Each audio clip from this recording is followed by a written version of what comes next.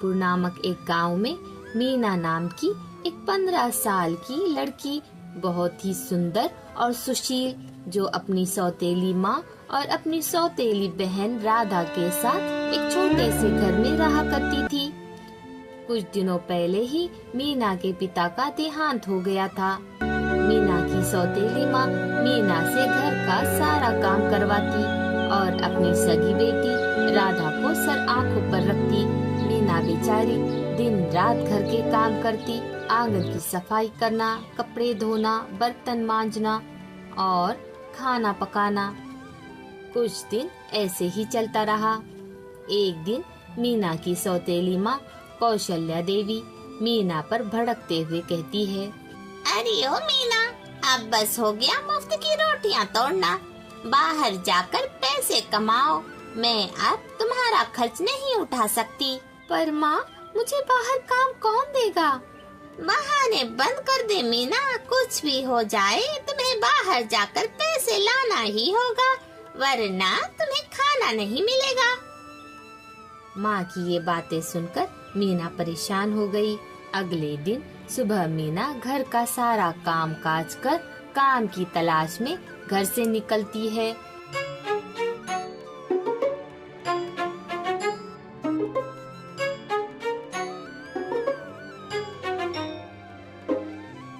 कुछ दूर चलने के बाद वो सेठ रामदास के खेत में पहुंचती है और सेठ रामदास से कहती है, रामदास काका, क्या मुझे आपके खेतों में कुछ काम मिल सकता है?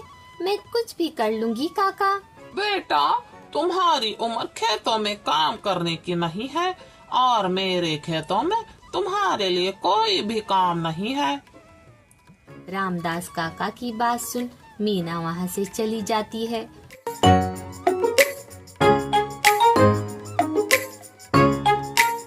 कुछ दूर चलने के बाद भानु काका की दुकान पर पहुंचकर भानु काका से काम मांगने लगती है।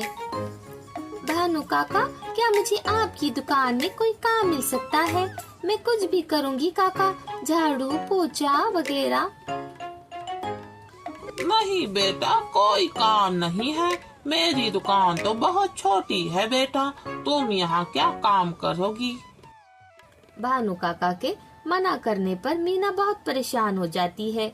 उसे पता था कि अगर वो बगैर कुछ कमाए घर चली जाएगी तो उसकी सौतेली माँ उसका जीना हराम कर देगी। शाम हो गई थी। मीना अपने घर चली जाती है।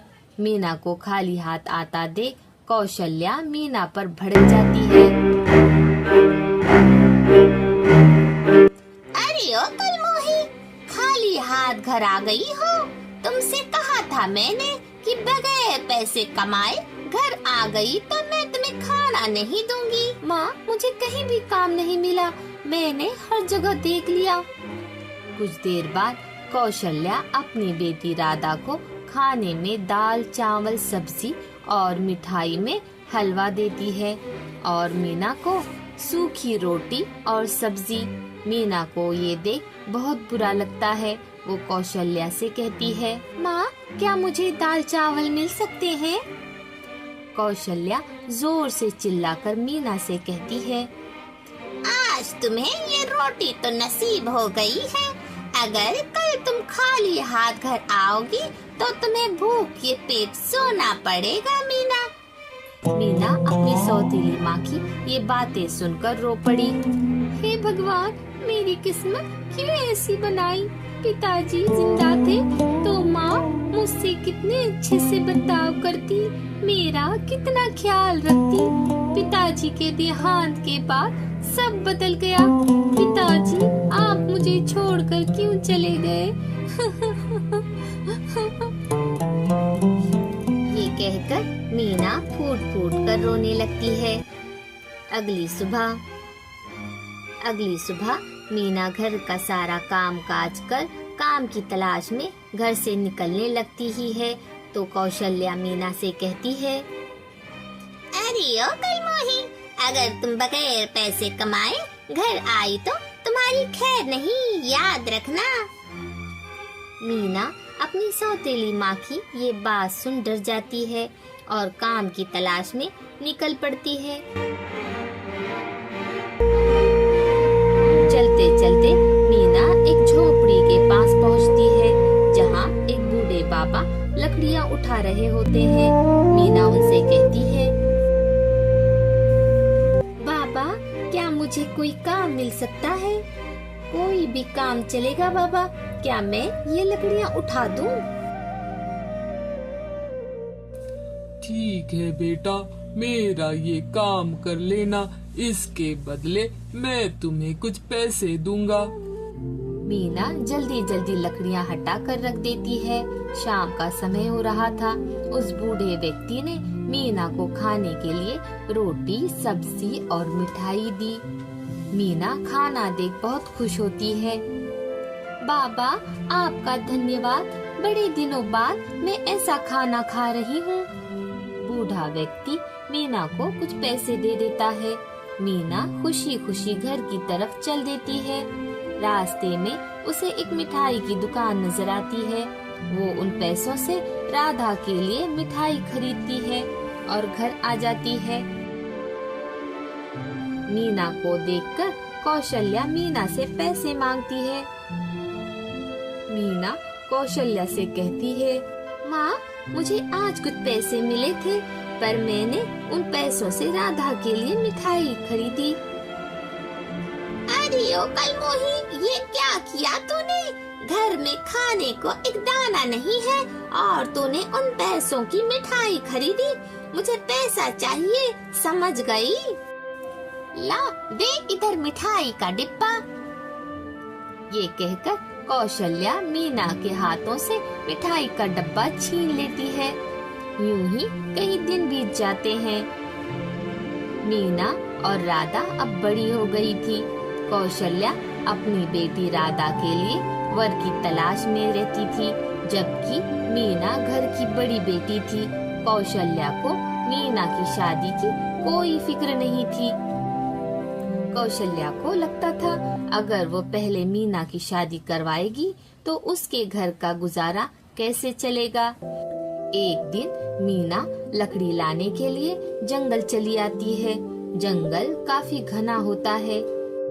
कुछ दूरी पर कहराने की आवाज आती है।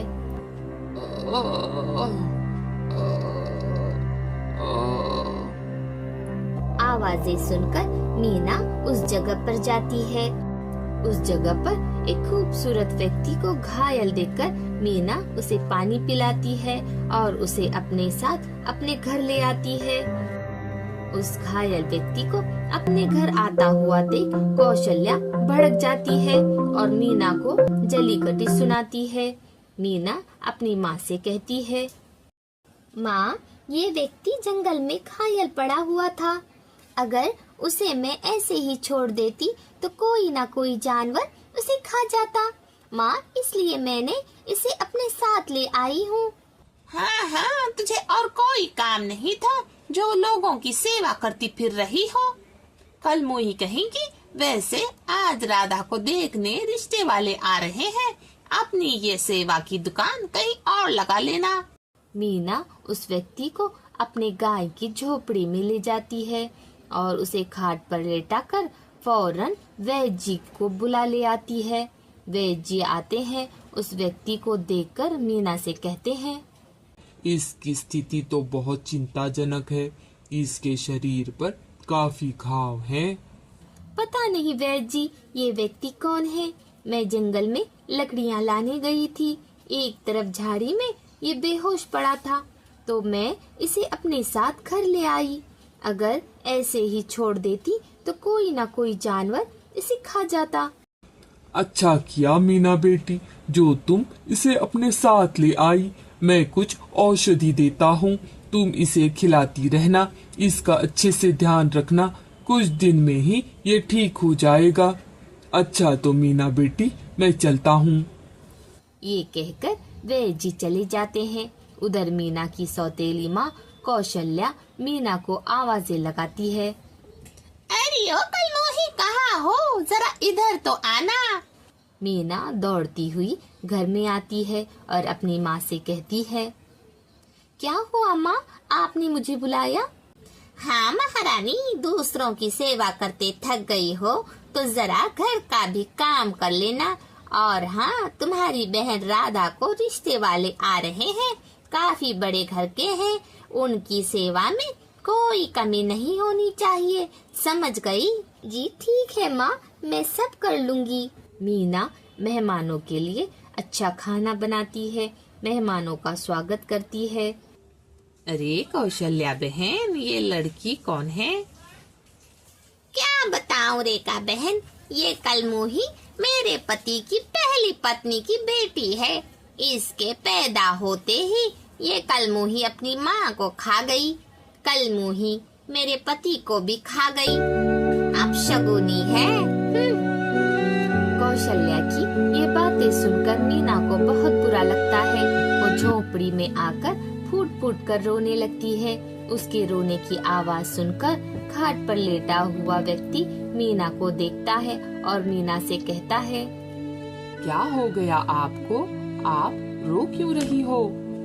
मीना पलटकर उस युवक को देखती है और उससे कहती है, अरे आपको होश आ गया? अब आपकी तबीयत कैसी है? पहले से ठीक लग रहा है।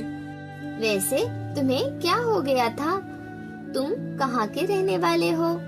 बड़ी बुरी अवस्था में तुम घायल थे, तुम्हारी हालत काफी खराब थी। वो तो अच्छा हो गया कि वैद्य जी की दवाइयों ने तुम पर काफी जल्दी और अच्छा असर किया।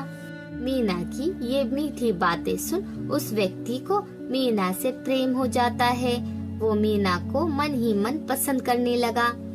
कुछ दिन मीना के घर रहने के बाद वो युवक मीना की सौतेली माँ से जाकर मीना का हाथ मांगने लगा।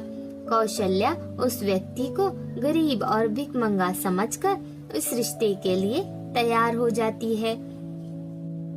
मीना भी उस व्यक्ति को मन ही मन पसंद करने लगी थी, इसलिए मीना भी इस रिश्ते के लिए तैयार हो गई। कौशल्या बड़ी खुश थी कि उसकी सगी बेटी का रिश्ता जमींदार के घर हुआ था और सौतेली बेटी का रिश्ता भिखमंगे और गरीब के साथ हुआ। कौशल्या ने अपनी बेटी राधा का विवाह बड़े धूमधाम से किया, पर मीना का विवाह साधारण तरीके से करना चाहा। पर कुछ ऐसा हो गया कि कौशल्या की आंखें देखकर फटी की फटी रह गई। मीना की बारात बड़े जोरों शोरों से आने लगी। कई सिपाही मीना की झोपड़ी के बाहर बड़े बड़े थाल लिए खड़े थे, जिनमें हीरे जवाहरात और कई तरह के फल थे, कई तरह की मिठाइयाँ थी। कौशल्या ये देख चौंक गई। मीना भी समझ नहीं पा रही थी कि आखिर चल क्या रहा है। जिसके साथ उसका विवाह हो रहा है वो कौन है। कुछ देर बाद बग्गी से वही व्यक्ति बड़ी शान से उतरने लगा। कौशल्या दौड़कर उस व्यक्ति के पास जाती है और उससे पूछती है, तुम कौन हो और यूँ राजा महाराजा की तरह बारात लेकर आ रहे हो? दूर हट जाओ मूर्ख औरत, ये हमारे राजकुमार हैं, बेलापुर रियासत के राजा राजा भीमसेन के इकलौते पुत्र राजकुमार प्रताप सेन। ये सुनना ही था कि कौशल्या दौड़ती हुई अपनी सौतेली बेटी मीना के पास आकर मीना से माफी मांगने लगी। आस पड़ोस की औरतें मीना से कहने लगी, अरे वाह मीना, तेरे तो भाग ही खुल गए, तू तो बड़ी भाग्यशाली निकली, बेलापुर रियासत की महारानी बन गई। मीना अपनी बदली हुई किस्मत से हैरान थी कि पल में वो क्या थी और अब क्या हो गई। बेटा, तुमने हमारे इकलौते पुत्र हमारे राजकुमार की जान बचाई। उसकी इतनी सेवा की, हमें इस बात की बहुत खुशी है कि हमारे बेटे ने तुम्हारी जैसी संस्कारी लड़की को पसंद किया। तुम हमारे राज्य की महारानी बनने के योग्य हो। हमें हमारे राज्य के लिए ऐसी ही सुंदर और संस्कारी कन्या की जरूरत थी। मीना का विवाह बड़ी धूमधाम से हुआ। अपने किए पर कौशल्या को बड़ा पछतावा हो रहा था। उसने मीना पर बहुत अत्याचार किए, उसे हर वक्त बुरा भला कहा। पर किस्मत का लेखा कौन बदल सकता है। अब उसकी सौतेली बेटी बेलापुर की महारानी बन गई। अपनी किस्मत का लेखा मनुष्य खुद अपने हाथों से लिखता है। जो पुण्य करता है उसका फल हमेशा अच्छा ही मिलता है। किसी लाचार और मासूम को सताया मत करो, पता नहीं किसका भाग्य कब बदल जाए। ईश्वर उन्हीं का साथ देता है जो दूसरों का भला चाहते हैं।